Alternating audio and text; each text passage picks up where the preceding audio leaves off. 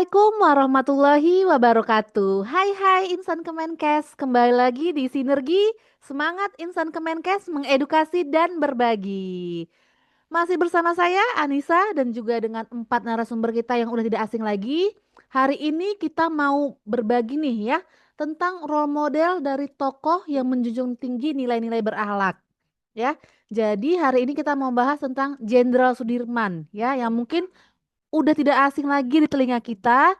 Untuk preambulnya mungkin kita bisa sama-sama lihat dulu nih video gimana perjalanan hidup dan profil dari seorang Jenderal Sudirman. Check it out. Jenderal Sudirman adalah sosok yang disegani oleh pasukannya sebagai tokoh pahlawan revolusi nasional. Ia lahir di Purbalingga, Jawa Tengah, pada 24 Januari 1916. Dibesarkan oleh Raden Cokro Sunario, seorang camat. Sejak dini, ia menempuh pendidikan di berbagai sekolah, termasuk sekolah milik Taman Siswa, hingga akhirnya melanjutkan ke HIK Muhammadiyah di Solo. Pada tahun 1936, Sudirman menikahi Alfiah, putri dari pengusaha batik kaya, dan kemudian dikaruniai 7 anak. Setelah menikah, ia mengabdikan diri sebagai guru di Sekolah Dasar Muhammadiyah di Cilacap, di mana ia juga aktif dalam organisasi pramuka Hizbul Wathon. Tahun 1944, di bawah penjajahan Jepang, Sudirman bergabung dengan Tentara Peta. Pasca proklamasi 1945, Jenderal Sudirman adalah kunci dalam rebut senjata dari pasukan Jepang di Banyumas, yang membawanya diangkat menjadi Panglima Divisi 5 Banyumas. Puncak karir militernya dimulai saat terpilih sebagai pemimpin Tentara Keamanan Rakyat, TKR, pada November 1945. Setelah memimpin kemenangan dalam Palagan Ambarawa melawan pasukan Inggris dan Nica Belanda, keberhasilan ini mengukuhkan posisinya sebagai Jenderal pertama dan Panglima Besar TKR. Meskipun kesehatannya mulai menurun akibat TBC, selama memimpin agresi militer Gua Belanda tahun 1948, ia terus memimpin hingga akhir hayatnya pada 29 Januari 1950 di Magelang. Oke, itu dia tadi perjalanan dari seorang Jenderal Sudirman ya. Jadi udah sama-sama kita lihat, mungkin saatnya kita sharing-sharing nih sama narasumber kita. Kira-kira apa aja sih nilai keteladanan beliau yang sangat berkaitan dengan nilai-nilai berakhlak. Kemudian gimana sih kita bisa mengimplementasikannya dalam profesi kita sebagai seorang dokter ya. Mungkin untuk yang pertama kita sekarang ke Mbak Iit dulu nih ya. Mbak Iit, kira-kira kalau untuk nilai-nilai yang pertama dan kedua gimana sih implementasinya? Mungkin boleh sharing-sharing Mbak Iit, silakan. Ya, terima kasih Mbak Nisa. Wah, ini kesempatan pertama ya. Baik, kita coba coba menghubungkan ya keteladanan Jenderal Sudirman ini dalam nilai berakhlak dengan tugas fungsi dokter juga dalam pelayanan kesehatan. Hal ini penting karena semangat perjuangan beliau itu bisa menjadi inspirasi bagi tenaga kesehatan, khususnya kita sebagai dokter yang menjalankan peran melayani masyarakat. Bagaimana bentuk keteladanan Jenderal Sudirman? Pertama dari nilai berorientasi kepada pelayanan, di mana Jenderal Sudirman, dan seperti yang kita tahu dari ceritanya, meski sakit berat, beliau itu tetap memimpin perang gerilya demi kepentingan bangsa dan mengorbankan kenyamanan pribadinya. Apa kaitannya dengan dokter? Dokter dituntut mengutamakan keselamatan dan kesehatan pasien di atas segalanya. Seperti Jenderal Sudirman itu berjuang tanpa pamrih, dokter juga harus memberikan pelayanan pelayanan kesehatan yang manusiawi, cepat dan berkualitas. Udah semakin menggebu-gebu sekali saya kalau menjelaskan mengenai Benar Jenderal sekali, Sudirman. terbawa dia ya Mbak ya. Mantap, mantap, mantap.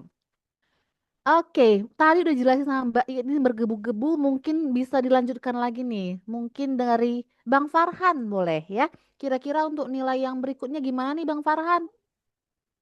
Iya, terima kasih Kak Nisa. Jadi kalau untuk nilai lainnya kompeten, kalau kita ambil teladan dari Jenderal Sudirman, di mana beliau bukan dari akademi militer, tapi beliau cepat belajar strategi perang dan memimpin dengan sangat efektif. Relevannya dengan kita sebagai dokter, di mana dunia medis kita selalu berkembang. Dokter perlu terus meningkatkan kompetensi melalui pendidikan berkelanjutan, pelatihan, dan pembaruan pengetahuan agar mampu memberikan layanan kesehatan yang sesuai perkembangan ilmu kedokteran. Untuk poin selanjutnya harmonis, di mana teladan dari Jenderal Sudirman, yaitu beliau mampu mempersatukan berbagai elemen perjuangan dengan rasa saling menghormati dan kebersamaan. Relevansinya bagi kita dokter, kita sebagai dokter harus membangun komunikasi yang baik dengan pasien, keluarga, perawat, dan tenaga kesehatan lainnya, di mana dengan lingkungan kerja yang harmonis dapat mendukung pelayanan kesehatan yang berkualitas dan berfokus kepada pasien. Mungkin itu saja, Mbak. Terima Benar sekali ya. Jadi memang nilai-nilai berakhlak ini memang sudah sangat terpatri gitu ya. Bahkan dari orang-orang sebelum kita juga ini udah ada. Jadi memang cocok untuk dijadikan nilai dasar atau core value. Mungkin untuk nilai berikutnya boleh nih minta pendapat Bang Rudi. Oke, silakan Bang Rudi. Oke, Mbak Nisa. Jadi kita tahu ya, Jenderal Sudirman ini beliau setia kepada negara dan perjuangan kemerdekaan Indonesia.